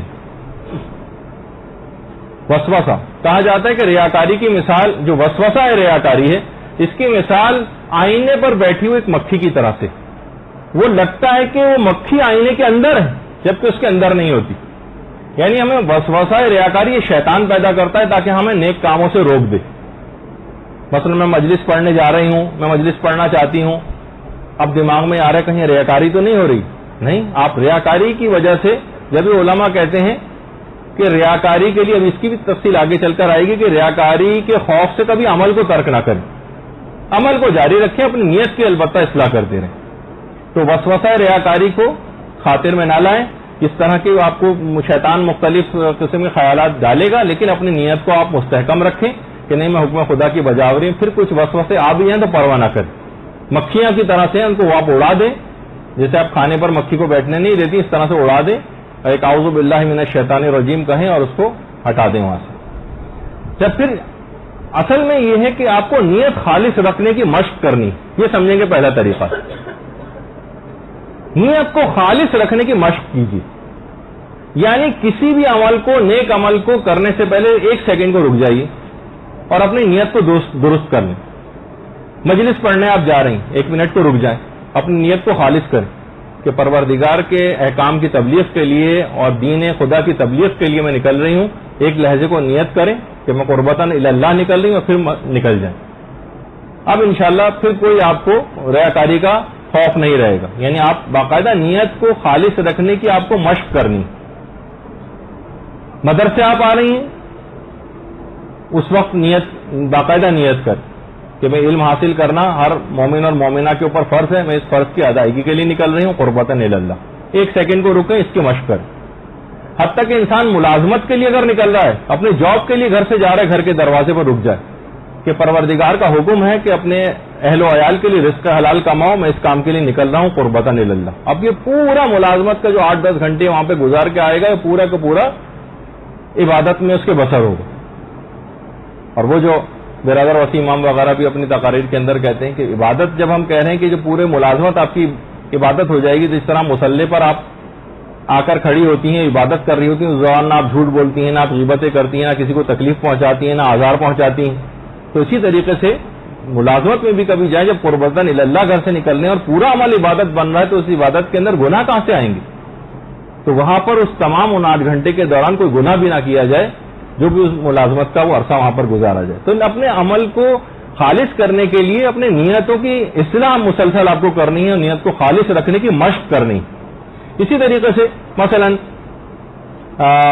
علماء دیکھیے کس طرح سے نیتوں کو کرنے کی عادت ڈالی. آپ کو سب کو پتا ہے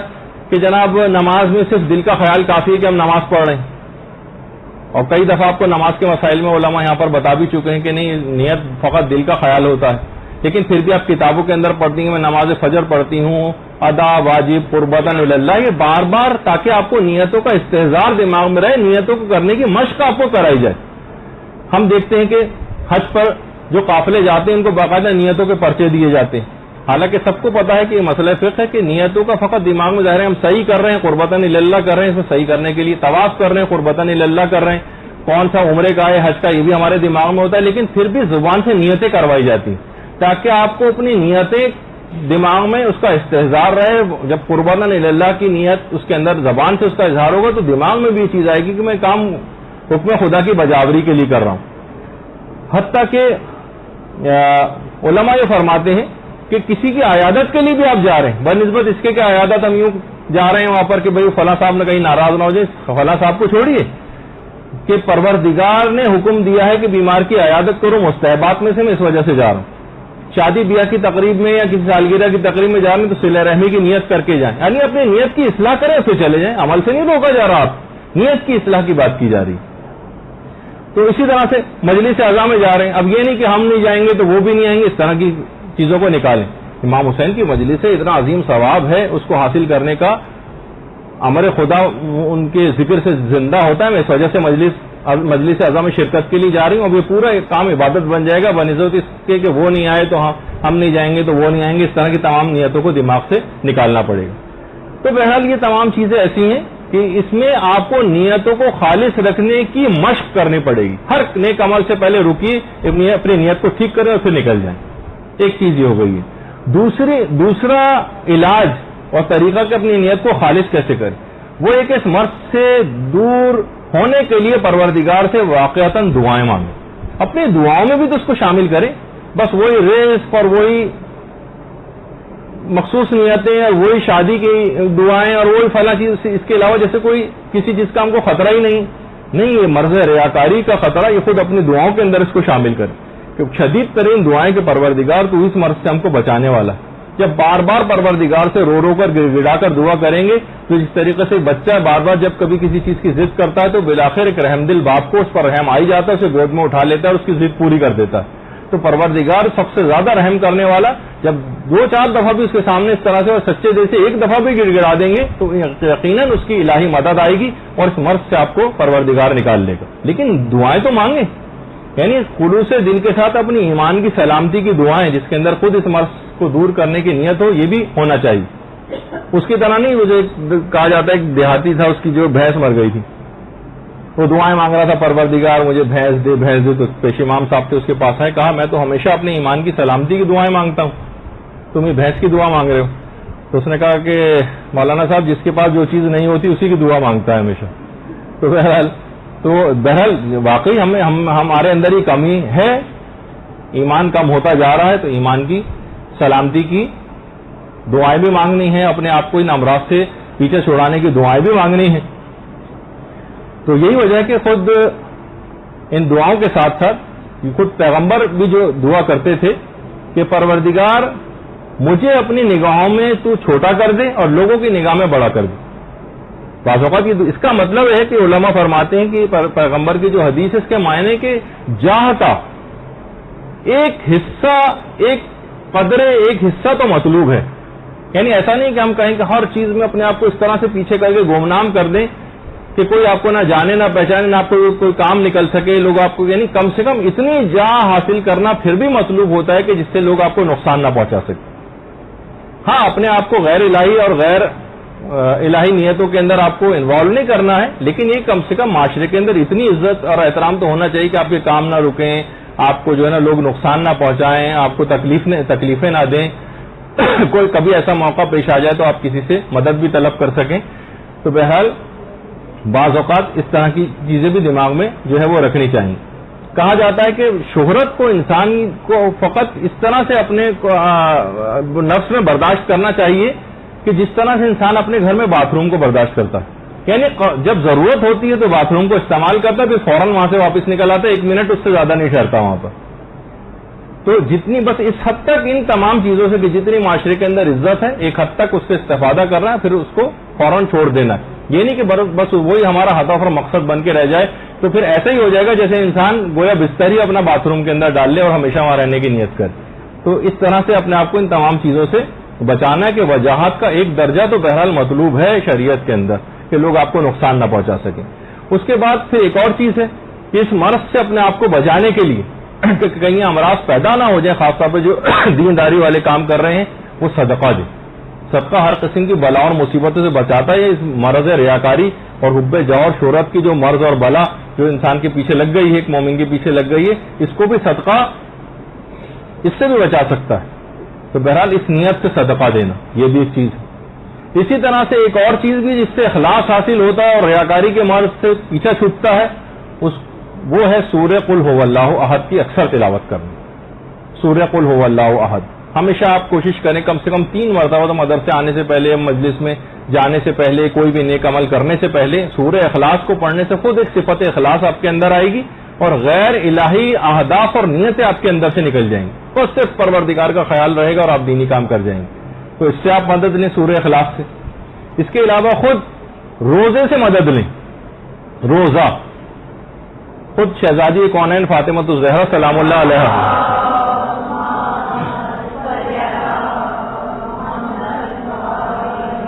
وہ فرماتی ہیں کہ روزے کو فرضی اس وجہ سے کیا گیا ہے تاکہ لوگوں میں اخلاص پیدا ہو. اخلاص کو پیدا کرنے کے لیے روزہ تو صرف رمضان کے روزوں کی حد تک نہیں، عمومی زندگی میں بھی انسان کو مستحب روزے وغیرہ بھی یا اپنے قضا روزے بھی اس انداز سے رکھنے چاہیے تاکہ صفت اخلاص پورے سال میں اس طرح سے روزے کے ذریعے حاصل ہوتی رہے، اس مرض سے چھٹکارا رہے. پھر اس کے بعد علماء فرماتے ہیں، میں جلدی گزر رہا ہوں کہ وقت اتنا نہیں ہے اور آپ بے چینی سے اپنے پرچے کا انتظار کر رہی ہوں جو ہونے والا ہے. اسباب شہرت کو اختیار نہ کریں. اسباب شہرت اچھا یعنی ایسے طریقہ کار اختیار کرنا، اخباروں میں اپنا نام چھپوانا، اپنا نام ہر جگہ جو ہے پروموٹ کروانا، خود آگے اس طرح سے بڑھنا کہ لوگ بس صرف میری ہی طرف متوجہ ہو جائیں. جو بھی اس کے اسباب ہو سکتے ہیں، اسباب شہرت کو اختیار کرنا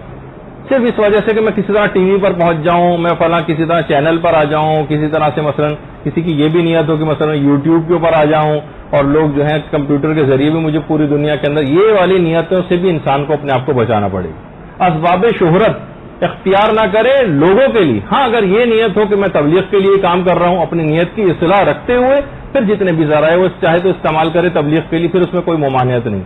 لیکن یہ ہے کہ اگر اس کی نیت ہی صرف یہ ہو جائے تو پھر وہاں بہت بڑا خطرہ اس کے دامن گیر ہو جاتا. تو اسباب شہرت کو یہ اختیار نہ کرے. بلکہ بعض اوقات کبھی کسی اچھے کام پر تعریف ہو جائے تو اگر اس کو بھی خوشی ہو جائے تو کوئی ایسی بات نہیں. پھر کسی نے آ کر کہا بھی کہ مولا لوگوں پر ہمارا نیک کام جو ہے وہ ظاہر ہو جاتا ہے اور وہ ہماری تعریف کرتے ہیں تو ہمیں خوشی ہوتی ہے. تو امام نے فرمایا تو کون شخص دنیا میں ایسا ہے جو اس بات کو پسند نہیں کرتا کہ اس کی نیک کام پہ لوگ اس کو اچھا سمجھیں. یعنی یہ تو کوئی بھی نہیں چاہتا کہ لوگ مجھے برا سمجھیں، بلکہ امام نے فرمایا کہ یہ ایک پیشگی خوشخبری جو اسی دنیا میں اس کو مل گئی. یعنی ایک اشارہ اور اندیا ملا کہ تم نے اخلاص کے ساتھ نیک کام کیا تھا، اس کے بعد تم نے چھپا کر کیا لیکن خدا نے اس کو ظاہر کر دیا، لوگوں نے تعریف کر دی. تو یہ پیشگی خوشخبری ہے پروردگار کی طرف سے کہ آخرت میں تو تمہارا انجام اچھا ہے، لیکن ایک اضافی خوشخبری تم کو اسی دنیا میں دے دی گئی ہے کہ آخرت میں بھی تمہارا انجام اچھا ہوگا. تو بہرحال اسباب شہرت کو اختیار نہ کریں اور ڈرتا رہے مسلسل. ایک راوی ہے برنتی، بے رے نون توئے چھوٹی.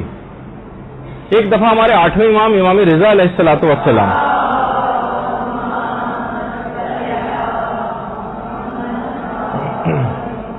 امام رضا نے، لوگ بیٹھے ہوئے تھے، برنتی بھی اس میں تھا، تو امام نے اس سے کہا کہ ایسا کرو تم آج رات ہمارے گھر پہ ہی رک جاؤ، ہمارے مہمان ہو جاؤ. خوشی و مسرت اور انبساط سے راوی کا جو ہے وہ ایک لحاظ سے فخر کا اظہار کرنے لگا. یعنی بے انتہا خوش ہو گیا کہ اتنا بڑی مجھ کو سعادت مل رہی ہے کہ امام نے اپنے گھر مجھے مہمان ٹھہرایا ہے. کہہ رہے میں سجدے کی حالت میں تھا کہ 8ویں امام میرے پاس تشریف لائے اور کہا کہ جب امیر المومنین صعصع ابن سوحان کے گھر گئے تھے اور ایک رات اس کے ہاں قیام کیا تھا، صعصع ابن سوحان، تو صعصع نے فخر اور غرور کیا. تو امیر المومنین نے اس سے فرمایا تھا کہ صعصع کبھی ایسا نہ کرنا کہ تم کل لوگوں کو یہ بتاتے پھرو کہ امیر المومنین میرے گھر تشریف لائے تھے. یعنی تم فخر اور غرور اس بات پہ نہ کرنا، اور اس کہہ کے روک دیا. تو آج ہم دیکھتے ہیں کہ بہت سارے افراد صرف اس وجہ سے کہ ان کا نام لوگوں میں ہو جائے بار بار اس کا تذکرہ کرتے ہیں، دیکھیے فلاں عالم ہمارے گھر آ کر ٹھہرتے ہیں، ہمیشہ فلاں عالم ہمارے ہاں اس طرح سے آتے ہیں. یعنی اس کے اندر اگر دنیا دکھاوے کی اس طرح کی نیتیں آ جائیں تو یہی چیز بہت سے لوگ مثلا عالموں کے ساتھ اس لحاظ سے فوٹو کھنچوا رہے ہیں تاکہ وہ پرومیننٹ ہو جائیں کہ دیکھیں فلاں عالم سے میرے کتنے ایسے تعلقات ہیں، اس میں بھی دنیا حاصل کرنے کا خیال دماغ میں آ جائے. ہاں اگر ایک تبلیغ کے لیے کوئی نیت ہے، کوئی اور ایسا اس طرح کا مقصد ہے تو ایک الگ بات، لیکن دنیا دکھاوے کے لیے صرف لوگوں میں اپنی بڑائی کو ظاہر کرنے کے لیے تو اسی کی طرف ساسا کی نے توجہ اپنی مبذول کی لوگوں کی طرف، تو امیر المومنین نے تنبیہ کی اور کہا کہ ایسا نہ کرنا. اور یہی 8ویں امام نے اس راوی کو کی کہ دیکھو تم ہمارے گھر ٹھہر تو رہے ہو، لیکن کل ذرائع فخر و غرور اور اپنی بڑائی اور شہرت کے لیے لوگوں میں کل نہ بتاتے پھرنا کہ میں امام رضا کے گھر جو ہے وہ مہمان ٹھہرا تھا. تو بہت سارے لوگ ذرا روپ ڈالنے کے لیے کہ دیکھیں ہمارے کن کن علماء سے تعلقات ہیں، کن کن بڑے بڑے افراد سے تعلقات ہیں، وہ ہمیشہ ہمارے گھر آ کر ٹھہرتے ہیں، اور لوگوں میں اپنی بڑائی ظاہر کرنے کی نیت. ایک ہوتا ہے کہ مثلا کسی نعمت کا اظہار مقصود ہوتا ہے اور ایک سادہ سے انداز میں تذکرہ ہوتا ہے، تو اس میں تو چلیں کوئی حرج نہیں، لیکن لوگوں میں بڑائی، ہر شخص اپنے نفس کا زیادہ بصیر ہے، سمجھتا ہے کہ میری نیت اس سلسلے میں کیا ہے. تو ایک تو اسباب شہرت کو اختیار نہ کریں. دوسری چیز یہ ہے کہ ایسے ساسا ابن سوان کی قبر مبارک ہے، بحرین میں ساسا کا مزار. اس کے بعد ایک اور ہے کہ ایسے تمام افراد سے آپ دوری اختیار کریں جو اس مرض ریاکاری میں مبتلا، ایسے تمام افراد سے دور رہیں. آپ بہت سے لوگوں میں احساس کر سکتے ہیں کہ بھئی ان کے اندر یہ والا مرض کچھ شدت کے ساتھ پایا جاتا ہے، اب ان کی دوستی ہر وقت اختیار کرنا، انہی کے ساتھ پھرنا ہر جگہ، تو وہ یہ مرض کنٹیجیس ہوا کرتا ہے، ایک سے دوسرے کے اندر لگتا ہے. تو ایسے تمام افراد سے آپ دور رہیں جو اس مرض ریاکاری میں مبتلا. اس کے بعد ایسے تمام افراد کی صحبت اختیار کریں جو اس مرض ریاکاری سے دور ہیں. مخلص افراد جو لوگوں میں اپنی بڑائی نہیں چاہتے، کوئی اپنے چھپا کر رکھتے ہیں. آپ نے دیکھا کہ بہت ساری خواتین نیک کام کرتی ہیں، کسی کو پتہ نہیں چلنے دیتی. ایسوں کو اپنی سہیلیاں بنائیں، ایسی خواتین کو ان کے ساتھ رہنے کی کوشش کریں، کیونکہ یہ نیکیاں بھی کنٹیجیس ہوتی ہیں، یہ بھی اپنا اثر اسی طرح سے یعنی ایک سے دوسرے کے اندر انسان کا اخلاص بھی منتقل ہوتا ہے. تو مخلص لوگوں کے ساتھ رہنے سے صفت اخلاص آنے لگتی، ریاکاروں کے ساتھ رہنے سے ریاکاری آپ کے اندر آنے لگتی. ان سے دوری اختیار کرنی ہے، ان کے قریب رہنا، صاف سیدھی اور سچی نیتوں والے افراد کے ساتھ. اور وہی جو میں نے اس سے پہلے بیان کیا کہ ریاکاری کے خوف سے کبھی عمل کرنا ترک نہ کریں، کیونکہ ریاکاری نیت میں ہوتی ہے، نیت کا خلل ہے. نیت کی اپنی اصلاح کرتی رہیں، لیکن عمل کو اس سے نہ چھوڑیں، کیونکہ اگر آپ نے عمل چھوڑ دیا تو شیطان کا مدعا اور مقصد اس سے بھی حل ہو جائے گا. نیک کام اس نے آپ سے چھوڑوا دیا اس خوف سے، تو ایک برائی کے بچنے سے دوسری برائی میں جا کر پڑ گئے، وہ نیک کام ہی چھوڑ دیا. اس میں دونوں طرف شیطان کا مقصد حل ہو رہا ہے. عمل کو ترک نہ کریں، نیت کی اصلاح کرتی رہیں. اور ریاکاری ایسا مرض نہیں کہ اس کے پیچھے اگر آپ لگیں تو یہ کبھی آپ کے اندر سے نہ نکل سکے. یہ ریاکاری ہمیشہ رہنے والا مرض نہیں. اگر ایک دفعہ بھی آپ نے اس کے خلاف اقدام اٹھا لیا تو آپ دیکھیے کہ یہ مرض ختم ہو جائے گا. بس اس کے طرف متوجہ ہونا ہوتا ہے اور اس سے ڈرنا نہیں ہوتا. اپنی نیت کی اصلاح کرنی ہے، صرف ایک لہجے کو متوجہ کرنا ہوتا ہے اپنے نفس کو، اور یہ مرض غائب ہو جاتا ہے. جب کبھی دوبارہ آ جائے تو پھر الہی نیت کرنی. اچھا، پھر اس کے بعد بھی علماء فرماتے ہیں کہ اہل لوگوں کی طرف لوگوں کو ریفر کرنا بھی سیکھیں. ہر چیز کا جواب خود نہ دیں. اول تو نہیں، اگر کوئی چیز آتی ہے اور واقعی انسان صرف یہ کہ میری عزت لوگوں میں خراب نہ ہو جائے اور غلط سلط لوگوں کو مسائل بتانا یا جوابات دینا، وہ واقعی بہت بڑا خطرہ. سوائے اس کے کہ کسی کو اشتباہ ہو جائے، اس کو یقین تھا، بعد میں پتہ چلے کہ مسئلہ میں نے غلط بتا دیا تھا، تو اس کی اصلاح کرے، لوگوں تک دوبارہ بات کو پہنچائے کہ میں نے غلط مسئلہ بیان کر دیا تھا. لیکن یہ کہ کچھ نہیں پتا تو اب اس سے بہتر جو افراد ہیں ان کی طرف لوگوں کو ریفر کریں، رجوع کروائیں. میں نے ایک دفعہ پہلے بھی اس کا تذکرہ کیا تھا اور دوبارہ آج بات آ رہی ہے کہ امام حسین علیہ الصلوۃ والسلام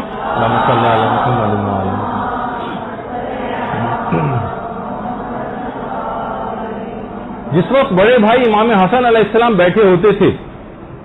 یہ بھی امام ہے، ان کے لیے بھی ضرور بھیجیے. اللہم صلی علی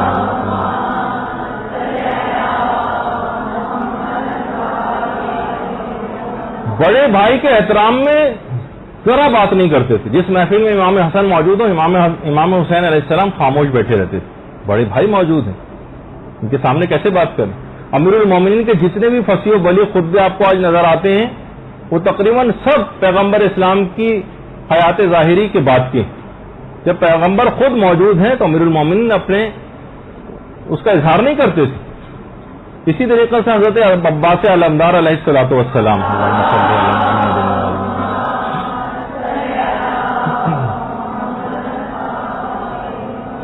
ائمہ کی اپنی موجودگی میں اتنے ائمہ موجود ہوں اب کیسے عباس کو، اور اتنا علم تھا کہ روایات میں ملتا ہے کہ عباس کو علم اس طرح سے بھرایا گیا تھا جس طریقے سے پرندہ اپنے جانور کو دانہ بھراتا ہے، لیکن حضرت عباس کی فصاحت و بلاغت اور علم اس کا اظہار ہی نہیں ہو پایا. صرف ایک خطبہ ہے جو خانہ کعبہ کی چھت پہ حضرت عباس نے دیا تھا، اور انتہائی فصیح و بلیغ کے صاحب نہج البلاغہ کا بیٹا ہونا اس خطبے سے اس کا اظہار ہوتا ہے. انتہائی فصیح و بلیغ خطبہ اب تو چھپ بھی گیا ہے اور علماء اپنی تقاریر کے اندر اس کو بیان بھی کرتے ہیں. لیکن اس کے علاوہ حضرت عباس کا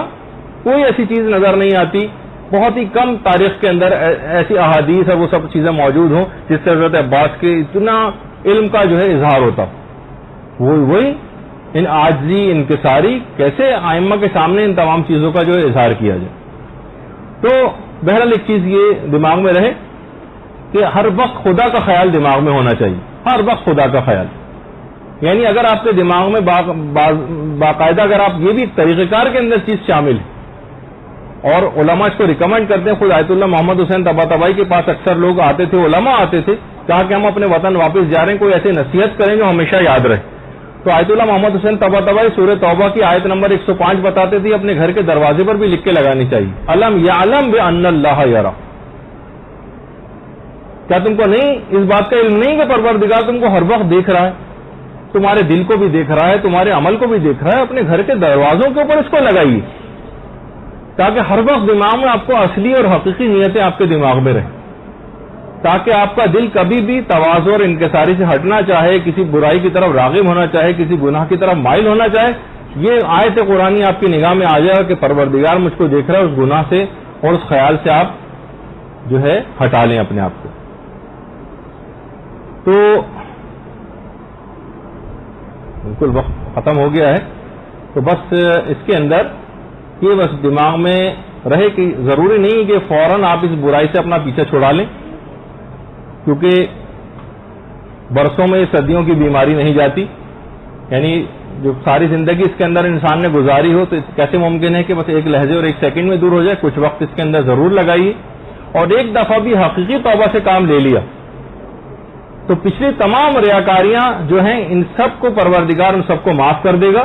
جب یہ کہا جاتا ہے نا کہ پیشانی اگر گناہوں سے سیاہ ہو گئی ہے تو اسے نماز کے سجدے کے نشانات سے چھپا دو.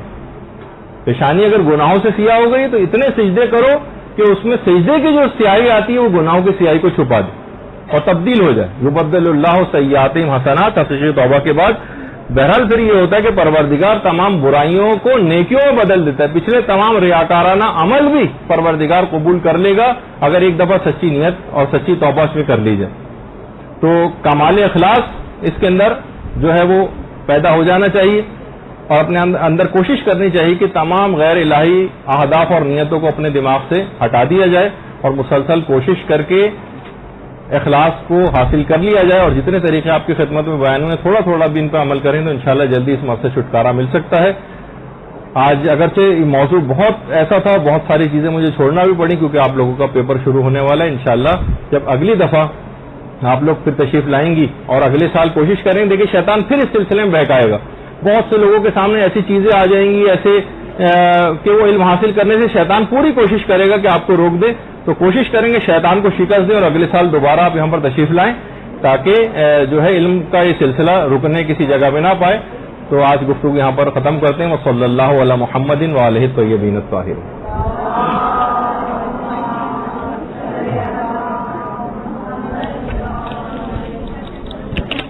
اللجن اللجن اللجن اللجن یا مولا اللجن اللجن اللجن اللجن اللجن اللجن اللجن یا صاحب السماء اللجن اللجن اللجن.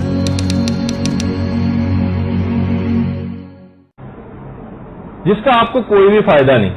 شارع فیصل اور جناب فلاں شاہراہ جیسے کہ آپ دیکھتی ہیں روڈوں پہ نام لکھے ہوتے ہیں.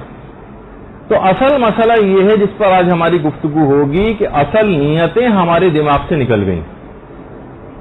اور غیر الہی نیتوں نے اصل نیتوں کی جگہ لے لی. خدا کے بجائے ہمارے دماغوں میں لوگوں کا خیال آتا ہے. وہ کہا جاتا ہے نا کہ کیسے شہباز ہیں جو مکھی کے شکار پر قانے ہو گئے. ان کا تو ویژن بہت براڈ ہونا چاہیے تھا، ان کی فکر تو بہت علو والی ہونی چاہیے تھی، ان کا ہدف تو بہت بلند ہونا چاہیے تھا، خاص طور پر دینداری کے اعتبار سے جن لوگوں کا نام ہے. تو بہرحال دیکھیے بہت سارے اس طرح کے جو خطرات سے جو سب سے زیادہ دو چار لوگ ہوتے ہیں ان میں یہی درس دینے والے ہیں، مجالس اعضا پڑھنے والے ہیں، نوحہ خوانی کرنے والے ہیں، کتابیں مثلا لکھنے والے ہیں، اور شاعر حضرات تو شاید بہت ہی زیادہ اس کا شکار ہوتے ہیں کہ چلیں اس میں تو لوگوں کی نیتوں کا پتہ بھی نہیں چلتا بعض اوقات کی جو مجلس پڑھ رہا ہے یا نوحہ پڑھ رہا ہے اس کی اصل نیت کے لیے. شاعر کا تو ماتمہ نظر ہی بعض اوقات یہ ہوتا ہے کہ لوگ میری واہ واہ کریں، اگر اسے واہ واہ نہیں ملتی تو اس کا دل اداس ہو جاتا ہے، وہ اس کو وہاں جانے کو دل نہیں چاہتا. ایسے افراد کے لیے بڑا خطرہ ہے. اسی طرح ہر وہ چیز جس میں عوامی ایکسپوجر بہت زیادہ ہوتا ہے تو پھر ظاہر ہے اس کو لوگوں کو دکھانے کا شوق بھی پیدا ہوتا ہے، اور پھر ریاکاری اس کے اندر پھلنے پھولنے لگتی. علماء فرماتے ہیں کہ وہ تمام افراد جن کی شہرت ترقی کرتی بہت ہی کم ایسا ہوتا ہے کہ ان کی دنیا اور آخرت دونوں بچ جائیں، بہت مشکل ہو جاتا ہے. اچھا اب دیکھیے کہ جو دنیا کمانا یا نام بنانا، لوگوں میں میری شہرت ہو جائے، اسلام کی حقیقت کیا ہے؟ حتیٰ کہ آپ دیکھتی ہیں کہ آپ کو شاید اپنے دادا دادی نانا نانی کے علاوہ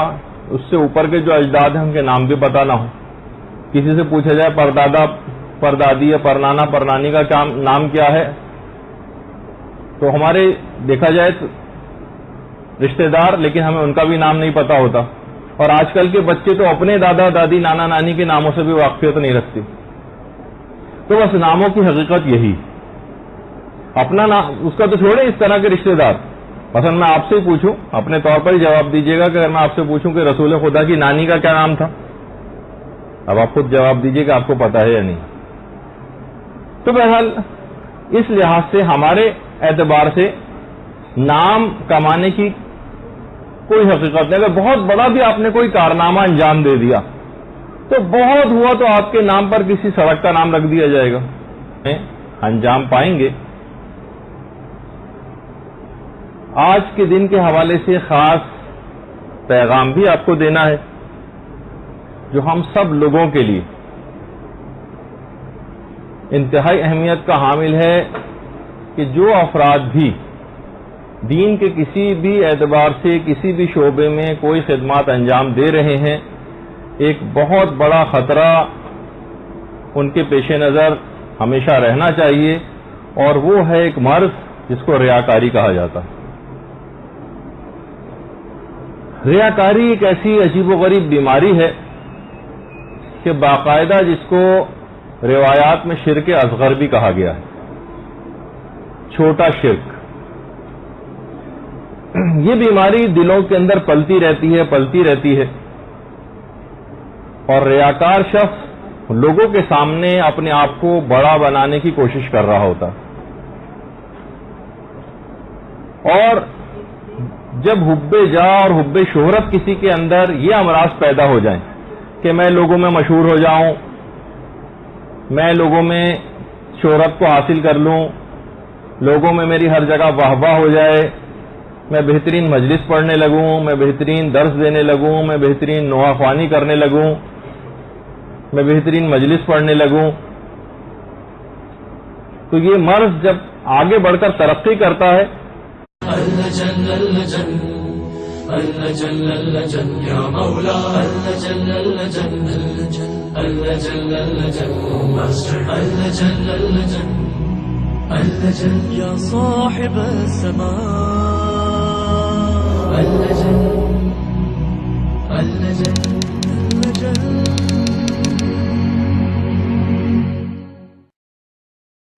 اعوذ باللہ من الشیطان اللعین الرجیم. بسم اللہ الرحمن الرحیم. الحمد للہ وکفی وسلام علی عبادہ الذین اصطفی. درود بھیجیے محمد علیہ.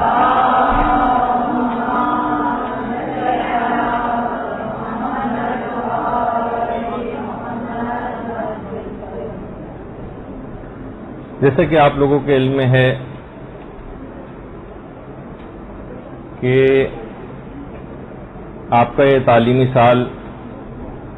آج اختتام پذیر ہو رہا ہے اور آج آپ لوگوں کا امتحان بھی ہے اور ایام اعضا بھی بالکل قریب آ گئے ہیں اور بہت بڑی تعداد آپ خواتین کی وہ مجالس اعضا منعقد بھی کرے گی، بہت سی طالبات مجالس اعضا سے خطاب بھی کریں گی اور بہت سارے دینی کام آئندہ آنے والے دنوں میں عوام کے اندر، لوگوں کے اندر جہاں زیادہ جانا ہوتا ہے، تو آپ نے دیکھا کہ بعض اوقات بہت سارے ذاکر اور بہت سے نوحہ خوان حضرات بہت سے ایسے گیٹ اپ بناتے ہیں، اپنے اسٹائلز ایسے بناتے ہیں،